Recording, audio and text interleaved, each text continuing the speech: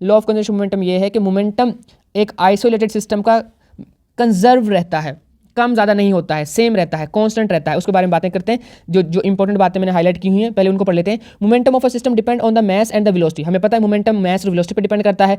अगर किसी बॉडी का है तो भी, सिस्टम का है तो भी। A system is a group of bodies which certain boundaries. System का मतलब ये है, सिस्टम की डेफिनेशन ये है कि वो एक ग्रुप ऑफ बाउंड्रीज है, ग्रुप ऑफ बॉडीज है जिसकी कुछ बाउंड्रीज हैं, जिसकी कुछ हदूद हैं। An isolated system is a group of interacting bodies on which no external force is acting. और अगर सिस्टम आइसोलेटेड हो, इसका मतलब है कि जो ग्रुप है बॉडीज का, उसके अंदर वो जो ग्रुप, हाँ सी ठीक है, अगर जो ग्रुप है बॉडीज का, वो जो बॉडीज हैं वो एक दूसरे से इंटरेक्ट कर सकती है, उनकी टक्कर शक्कर हो सकती है, वो एक दूसरे से कोलाइड कर सकती हैं, लेकिन आपस में एक दूसरे के ऊपर फोर्स लगा सकती हैं, लेकिन उस पूरे सिस्टम पे बाहर से कोई फोर्स नहीं लग सकती। ठीक है, नेट फोर्स जो है वो, या एक्सटर्नल फोर्स बोलो, एक्सटर्नल फोर्स उस पर क्या होगी, जीरो होगी। ये बात होगी। उसके बाद वो कहते हैं इफ नो अनबैलेंस और net force acts on a system, यानी कि उस सिस्टम को कोई चीज़ ऐसी फोर्स ना हो कि उसको अनबैलेंस कर दे, कोई नेट फोर्स ना हो, कोई एक्सटर्नल फोर्स ना हो। द एक्सेलरेशन, वो कहते हैं then according to the equation 3.14 this momentum remains constant. तो उसका जो मोमेंटम है वो कांस्टेंट है, क्योंकि फोर्स चेंज नहीं हो रही है ना। जब एफ ही चेंज नहीं हो रहा है, नेट फोर्स कुछ नहीं है, एक्सटर्नल फोर्स कुछ नहीं है, या अनबैलेंस्ड फोर्स नहीं है, एफ इज इक्वल टू जो था हमारे पास वो था चेंज इन मोमेंटम। जब हमारे पास था P F minus, P I आएगा, पी एफ माइनस हमारे पास था पी आई डिवाइड बाय था हमारे पास टी। तो चेंज इन मोमेंटम, जब ये चेंज नहीं हो रहा तो चेंज इन मोमेंटम जीरो होगा। जब एफ की चेंज जीरो है तो मोमेंटम की चेंज भी जीरो है। ये हम यहाँ पे प्रूव करने जा रहे हैं, तो करते हैं बच्चों प्रूव। तो जो है लॉ ऑफ कंजर्वेशन मोमेंटम, ये अब हम इसको डायग्राम को देखो बच्चों गौर से। वो कहते हैं thus the momentum of the isolated system always conserved, this is the law of conservation momentum. Statement ये है the momentum of an isolated system of two और more than two interacting bodies remains constant. किसी भी isolated system के अंदर दो या दो से ज़्यादा बॉडीज हैं जो एक दूसरे से इंटरेक्ट कर सकती हैं, उनका जो मोमेंटम है वो कांस्टेंट रहता है। कंडीशन क्या है कि वो सिस्टम आइसोलेटेड हो। आइसोलेटेड का मतलब क्या है कि कोई भी बाहर से एक्सटर्नल फोर्स एक्ट नहीं करेगी। ओके, दो मैसेज थे, एक M1 था, एक M2 था। वो बेसिकली क्या कर रहे थे, मूव कर रहे थे। एक की वेलोसिटी v नहीं है, ये u है, u1 थी, दूसरे की u2 थी। और मैसेज पहले वाले का M1, दूसरे वाले का मैस M2।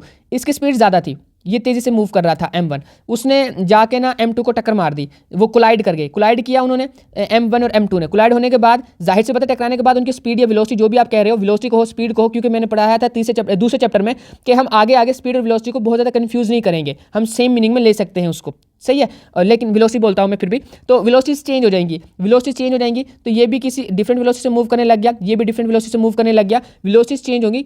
उसकी वजह यह है कि टकराने के बाद मैस तो चेंज होने से रहा, मैस तो चेंज नहीं हो सकता, तो वेलोसिटी से चेंज होगी, और टकराने के बाद वेलोसिटी चेंज होती है, ये हमें बड़े अच्छे से पता है।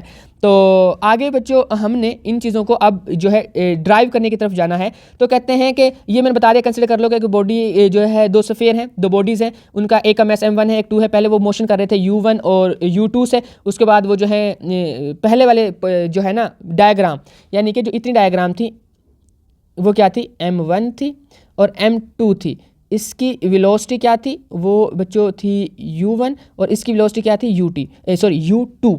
इनका पहले वो जो है ना कुछ निकालना चाह रहा है। अगर मैं कहूँ इस पहली बॉडी का जो है इनिशियल टाइम पे इसका जो है मोमेंटम निकालो, या मैं इसको P1 भी कर सकते हैं हम, कि पहली बॉडी है ना, तो इनिशियल मोमेंटम की बात कर रहे हैं, पहले टकराने से पहले, बिफोर कोलिजन की बात कर रहे हैं हम। तो वो क्या होगा भाई, मैस और वेलोसिटी को मल्टीप्लाई कर दो। सर यहाँ वेलोसिटी u के साथ आएगी, ये बात तो आप लोगों को समझ आ गई होगी, सही है। इधर से जब हम निकालेंगे यानी कि P2 निकालेंगे बिफोर कोलिजन, तो वो क्या निकलेगा, M2 U2। ओके, मैं कहता हूँ कि भाई कोलाइड हो गया M1, कोलिजन हो गया, ये बड़ी बॉडी है थोड़ी सी, और भैया ये इस तरह से है, सॉरी। तो ये भी मूव कर रही, वो भी मूव कर रही, लेकिन वेलोसिटी चेंज हो गई, इसकी V1 बन गई वेलोसिटी और उसकी V2 वेलोसिटी बन गई। ये है आफ्टर कोलिजन, सही है।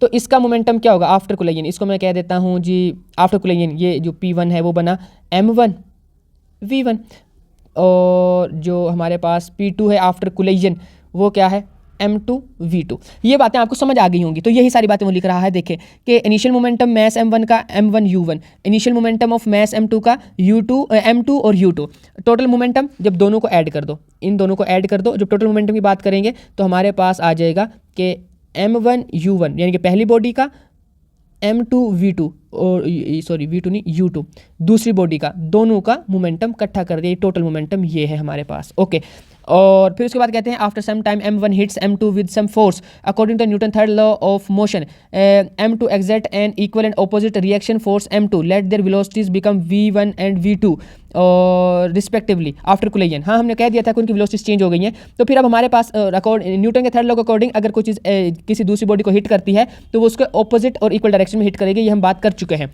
अब हमारे पास फाइनल मोमेंटम यानी कि आफ्टर कोलिजन भी बोलो या फाइनल बोलो, अब वो मोमेंटम आ गए। वो क्या आएंगे? पहला आएगा ये वाला कि m1 v1, अब u की जगह पे v आ गया, वेलोसिटी में चेंज आया, बाकी चीज़ तो सेम है। ओके, ये चीज़ें हो गई हैं।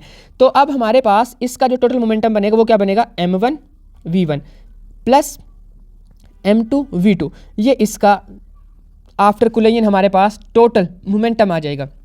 अब according to law of conservation momentum, law of conservation momentum के अकॉर्डिंग हमारे पास ये है कि जो फाइनल मोमेंटम है वो और जो इनिशियल मोमेंटम है वो, या पहले इनिशियल कह दो, total initial momentum of the system before collision is equal to होगा total final momentum of the system after collision. सही है, पहले जो है ना टकराव के पहले वाला मोमेंटम और टकराव के बाद वाला मोमेंटम आपस में बराबर होंगे। यानी कि अगर मैं इसको 1 मार्क कर दूं m1 u1 plus m2 v2 को, और m1 v1 और प्लस m2 v2 को 2 मार्क कर दूं, तो 1 और 2 को ऐड कर देंगे हम, वो दोनों इक्वल होंगी। बेसिकली वो दोनों क्या होंगी? इक्वल होंगी, क्योंकि इसका मोमेंटम इनिशियल मोमेंटम और फाइनल मोमेंटम क्या होना है? बराबर रहना है। तो ये हमारे पास आ गया। उसके बाद हम कहते हैं कि show that the momentum of an isolated system before and after collision remain the same which is the law of conservation momentum. और यही बात लॉ ऑफ कंजर्वेशन मोमेंटम कह रहा था कि टकराव से पहले जो इंटरेक्टिंग बॉडीज हैं उनका मोमेंटम चेंज नहीं होता है। तो हमने देखा कि बॉडीज जब पहले अपनी अपनी वेलोसिटीज से मूव कर रही थी तब भी वही मोमेंटम था और टकराने के बाद भी वही मोमेंटम है। तो ये आपने याद कर लेना, इसको law of conservation of momentum कहते हैं।